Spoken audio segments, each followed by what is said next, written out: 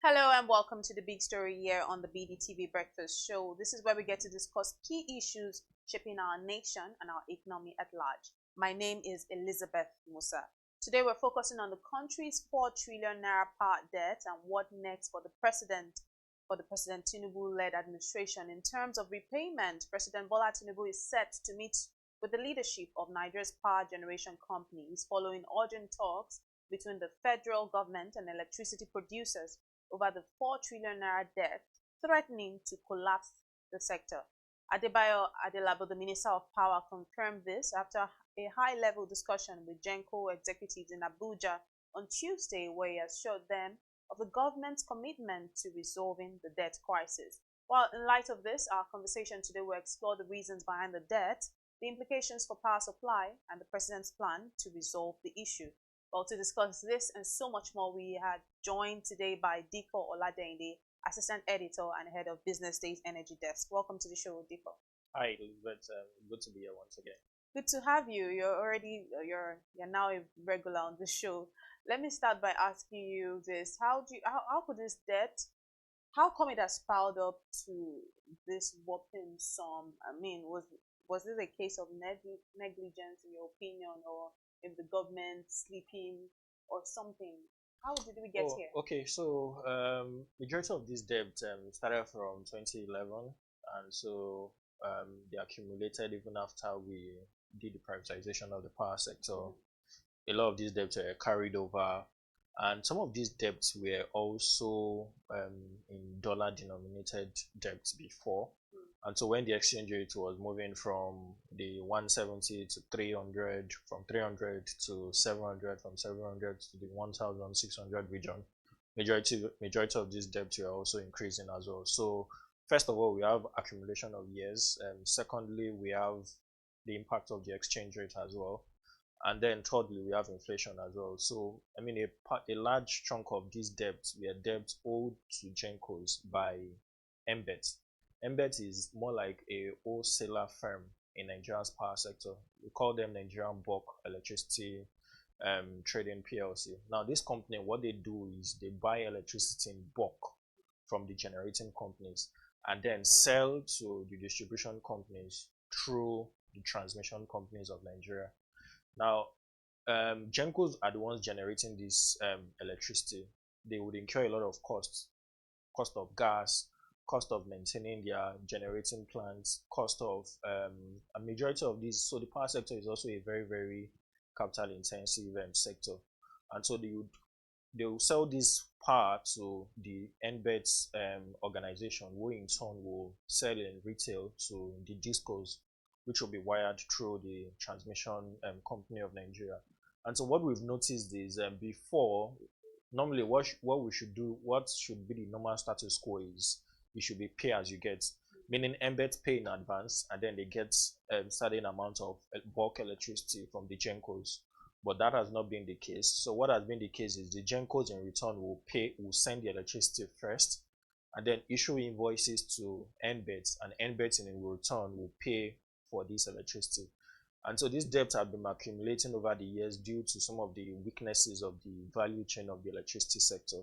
And that's why we are where we are. So first of all, we have the number of years involved, we have the exchange rates, and then you have the impact of inflation as well. Majority of the cost line items for all of the GenCos facilities, majority of them are always in dollar terms, and inflation. So some of the things you are incurring for, you are spending $1 to maintain 2 years ago, now you'll be spending about $3-4. So all of these things have piled up together, and that's why we are at 4 trillion naira today. And do you see us getting out of this debt, the government getting out of this debt anytime soon? And how is this possible? Tinubu himself have announced plans to have a meeting with the GenCos. I think this is the first time we are seeing that kind of high-level intervention from the presidency themselves, where the president himself will say, you know what, I'll be in the room where you'd have the meeting with GenCos. I think that's enough commitment on the part of the GenCos. The fact that the president himself has set up a meeting to have a meeting with them and then discuss the timeline for payment of this debt. Now, 4 trillion is a lot of money. You are looking about, Nigeria's total budget is close to about 30 trillion. So you are looking about something more than a quarter or close to a quarter of your budget. So the government would not definitely not have that kind of amount of money to pay at once. And so if you look at what the minister said yesterday, they are looking at monetary instruments like promissory notes. Those are some of the monetary instruments that, so you can say, okay, we'll pay half in 2 years, and then the other half will be paid via promissory notes till the end of certain period of time. So those are options. The other options which can also be explored is to look at tax instruments as well and say, okay, if the GenCos are expected to pay a combined tax of 500 million naira for 2024, we can say, can you let go of this tax? Can you take equivalent of these taxes and then not pay this tax for a certain period of time in order for you to be able to adjust for some of these debts? Because let's not forget that the value chain of electricity sector is very, very sensitive. Once there is a weakness in any of the value chain system, we'll see a collapse of the grid continually. So if, for instance, the GenCos are not being paid, right? The moment they are not being paid, the moment the GenCos are failing to distribute gas to the embed people, and the embeds themselves don't have enough for the discos, we are going to see low electricity supply. And if you check the budgets or the plan of the President and Bola Tinubu administration when they came on board, one of the things they promised is the fact that they would fix electricity, and then they'll make electricity, grant easy access of electricity for everyone. So I'm assuming that the president is under, because we are 2 years in already, and in 2 years time it's going to be election time, and people will start asking that, people will start giving accounts and saying, what have you done since 2023 when you assumed power till now? What has Tinubu done in terms of increasing electricity? So the president knows the countdown is here, which is why he's working round the clock to make sure that he fixes some of these things. Now, these are not easy time because, again, 4 trillion is a lot of money. And this is not like fresh money that you are pumping to boost electricity. These are monies that are used to clear backlogs. So you are just clearing the backlogs and you are trying to make the system as efficient as possible. So it's going to be a very, very taxing thing to clear all of these debts. And let's see the time frame. My assumption is between now and December 2025 or first quarter of 2026, we should start seeing relatively improvements in clearing of these debts. So maybe by that period, we should have, the debt should be down to about 1 trillion or less than a trillion naira, and then the government will be able to move it up from there. Okay, and now President Tinubu apparently is supposed to meet with the GenCos very soon, and this according to the Minister of Power, Mr. Adebayo Adelabu. What will be some of your expectations from this meeting? Also, too, in your own view, what will be the reason why the past governments have not made the moves being made now? Okay, so to your first question, what would be the expectation of the GenCos? One of the line items the GenCos have been tabling down to the Minister of Power is there really a need for us to have NBETs as an organization in the value chain? Most people have always argued that we need to reduce the bureaucracy around the costs of even providing this power. Do we really need NBETs? Why can't the discos be transacting business directly with the GenCos? So if Ikeja, for instance, need power, can't they transact business directly with Egbe, which is closer to them, and then they get the amount of the bulk, they purchase the power in bulk from Egbe, and then they get their invoice straight up. So why do we need middlemen like embeds in terms of delivering power to the average man on the street? Because the moment you start increasing the costs of providing this power, it makes it increasingly difficult for you to even pay for some of these services, because the moment there's a middleman, this middleman is collecting money from the discos, and then all he does is stand in the middle and collect money from the discos and then pay the GenCos. But imagine if we remove NBET in the middle and allow GenCos deal directly with discos, then we'll start seeing creativity in how you even transact business. So the GenCos can say, can you deliver power? If the discos can pay power consistently for 6-8 months, we can give you waiver for 2-3 weeks. Just like the normal way you do business between a manufacturer and a dealer. Or if you can guarantee steady delivery of products from one period up to another period, we can give you so and so incentives. So those are the kind of things we need in the power sector. Let it be transparent, remove bureaucracies, remove middlemen, remove government interference, because NBET is still a government organization, and discos themselves are not paying enough debt. They are not paying enough to NBET because some of them don't even trust NBET well enough to pay some of these things back to the GenCos. And so you ask, how did we get here? Sometimes NBET, GenCos are giving invoices to NBET, and NBET is saying, no, we'll pay 60% today, we'll pay 70% today, we'll pay 50% next tomorrow. All of these are not sustainable. It should be willing buyer, willing seller. The same way you go to the market, and if you can't afford a TV station, a TV set, you go home. It's as simple as that. So if discos cannot afford to buy power from GenCos, let them close shop. The moment they are closing shop and they are not able to deliver 20-hour electricity they've promised their banded electricity customers, of course they'll be under enough pressure, and then they'll be under more pressure to meet the obligations to the generating companies, and that will be enough incentive to have an efficient value structure. So I've forgotten your second question. The second question would be why the current administration, why the past government didn't do some of the things that the current administration is. Okay, again, the thing about solving the power sector is one of the biggest challenge we've faced over time, which different administrations have faced over time, is a lot of people focus on the downstream. So the downstream aspect of the power sector is the discos, right? A lot of people think that the best way to solve the power problem is to just keep pumping money to the discos, give the discos enough free hand, let them work as much as they want, and nobody is paying attention to the upstream parts.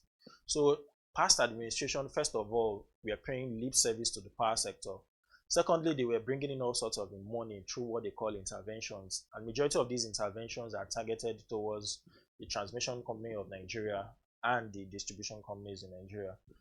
We've not paid enough attention to the GenCos, and these are the people who even generate the power themselves. So that's why we are here, because a lot of times we've not paid attention to that arm of the power sector. And it's not as if the NBET as a whole, they've not been paying. But what we've done is we've not had 100% payments for a long time. So like I said before, some months they pay 50%, some months 60%, 70%. In as much as you are not paying 100%, an accumulation of all of this is why we are here at 4 trillion naira. And we talk so much in Nigeria about cost-effective tariffs and how the absence of it is limiting investment in the power sector. What level of investment is needed to actually turn the power sector around? Well, I work with estimates now. So the Minister of Power himself, Adelabu, have said we need about $10 billion on an annual basis for 5, 6, 10 years. Some have argued that we don't even need to pay attention to the grid. Maybe we need investment in off-grid, because investment will on off-grid or mini-grid transmission line would reduce pressure on the national grid. Right. And so we can move a lot of people away from the national grid, and then the national grid will be more efficient to serve many more people. So some people have argued that we need to invest something close to $5 million or $10 million on mini grids scattered around the geopolitical zones in Nigeria. Some have also argued that we don't need to have a centralized grid. We need to have regional grids. So regional grids means that excuse me, if there's a problem with the grid in the north, where energy theft, maybe the Boko Haram people or terrorist members must have blown up one transmission line somewhere in the north, you shouldn't have a multiplier effect on the national grid as a whole. Let it just affect the northern region. That way you can isolate that region. You can easily solve it. Whereas every other part of the country, there's steady and constant electricity. So in terms of scale of investment, there have been different conversations about the $1 billion. But I've often said that the power sector is not in need of more money. The power sector is in need of accountability. We need to account for the money we've invested in the power sector. The power sector has swallowed a lot of trillions of naira that we've not seen that kind of investment in other countries, but yet those countries have been able to scale up access to electricity. Like I said, South Africa is doing about 50,000 megawatts. Algeria is doing about 16,000 megawatts. They've not spent as much as we have done in our power. But sorry to cut you short, Deeper, but South Africa cannot boast with electricity as well. Eskom is having issues here and there. Okay, yeah, so they'll keep having, the thing about electricity is you keep having maintenance issues, you keep having operational issues here and there. But when you generate as much as you can, the issues around distribution and transmission are mostly operational issues which can be solved on a daily, which will be solved on a daily basis, on a monthly basis, or on a weekly basis. That would always be solved. But when you are not generating enough, you are sending the right message to investors that look, you don't imagine if Apple wants to set up a company in Nigeria. Right. One of the yardstick they look at is, so what kind of electricity is this country even generating? For a country of about 250 million people, you are not even generating close to 20,000. You're not generating close to 6,000 megawatts. You have a capacity to do 13,000 megawatts, but you are generating 5,000, 6,000 megawatts. Then what's the incentive for anyone to want to bring in their money to your country or want to bring in their investment into your country? But if I hear that South Africa is generating 50,000 megawatts, yes, it's a right message. I know that they have the electricity. Even I myself, I can decide to invest in that value chain of making sure that that electricity is available for everyone, or even my company to use. But if I know that your country is not even generating as much as you can, then I'm beginning to ask myself, so what's the incentive for me to come and invest in your country? It means I have to provide for my own electricity. So when other countries are talking about AI, when other countries are talking about modern day challenges for a 21st century company, so a company operating in 2025, one of the biggest things they are investing in is in tech. But in Nigeria, we are still struggling with issues around companies operating in maybe 1999, companies operating in the 1980s. So the point I'm trying to make is electricity is not a modern day challenge. Is a still, countries have moved beyond providing electricity. Countries are moving to more topical issues for industrial growth, and they are still stuck here. Let's go to the flip side. Now, several months after electric consumers in the country were categorized into bands, we know that band A, band B, and all of that. Those in band A being the highest paying consumers in terms of supply, despite the high tariffs.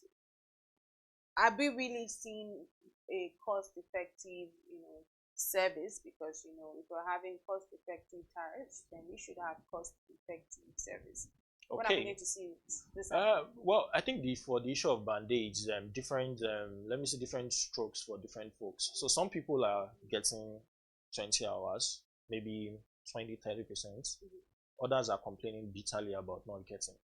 And I go back to when NEC, or when the Ministry of Power decided to introduce this mechanism, this band-aid of a thing.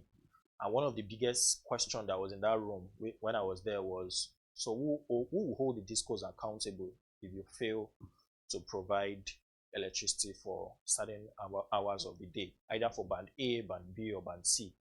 And the minister's response, which I remembered clearly, is, NEC would always be available.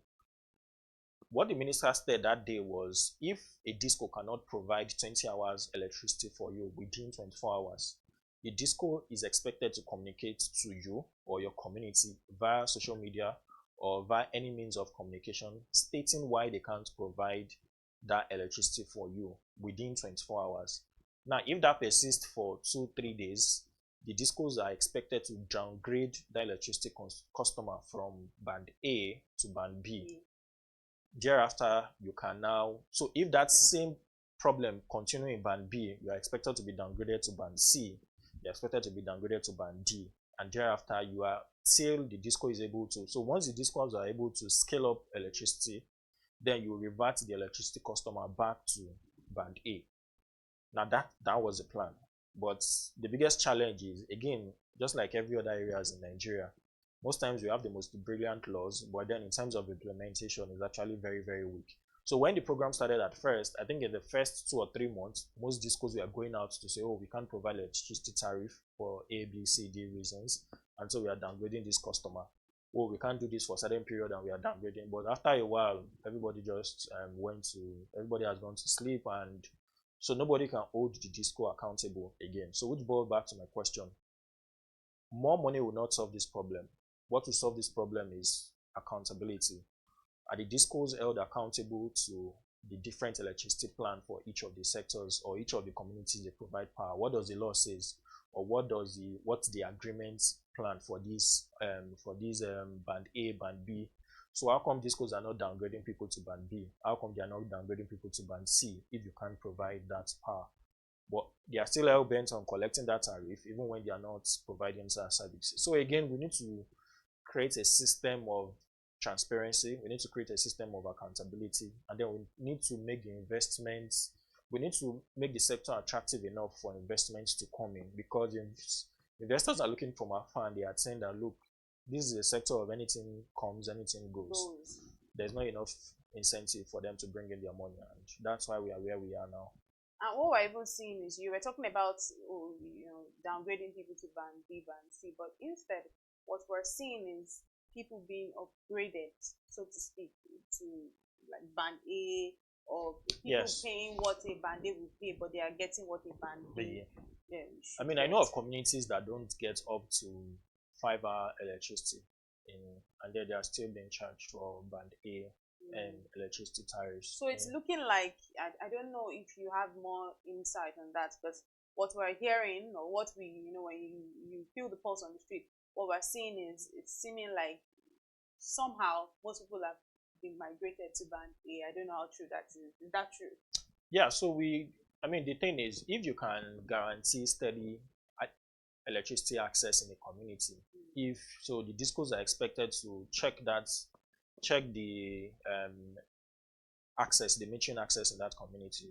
Are they up to, if they are up to 90 or 85% metered in that community? That's one. Their transmission line as well in that community, the power cables in that community, how strong or how efficient they are. If they are good to go, the discos are expected to move them to band A electricity tariff. So again, a lot of Nigerians, I think moving them to a band A electricity tariff is not the biggest challenge. I think the biggest challenge is the discos themselves providing this electricity tariff, because we've done, so at BusinessDay we've also done the study as well, which is cheaper: grid tariff, diesel power, petrol, electricity power, or solar. I would discover that the grid is still the cheapest. So people would pay if it's constant and then if it's available. But if it's not constant and you're asking them to pay more I mean, over the news, some media organizations are even reporting that the discos are planning to increase electricity tariff again.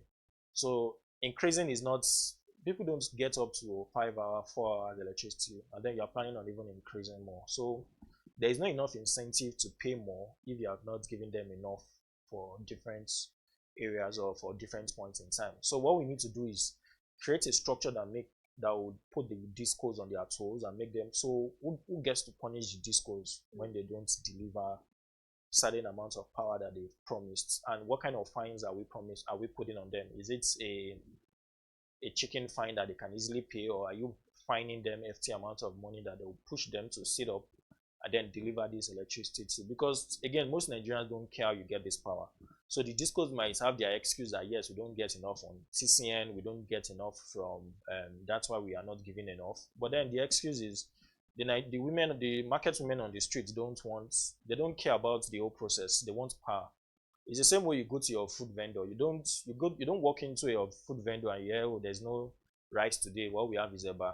No, they want rice, and how you get that rice is immaterial. Just provide the rice for them. That's why they are there. It's the same for power. Provide this electricity, and then Nigerians will be willing to pay more. All right, thank you so much, Dikpo Oladeyinde, Assistant Editor and Head of BusinessDay Energy Desk. It's always a delight speaking with you and learning from you on Big Story. And that's where we bring it to wraps today. My name remains Elizabeth Musa. Just stay with us.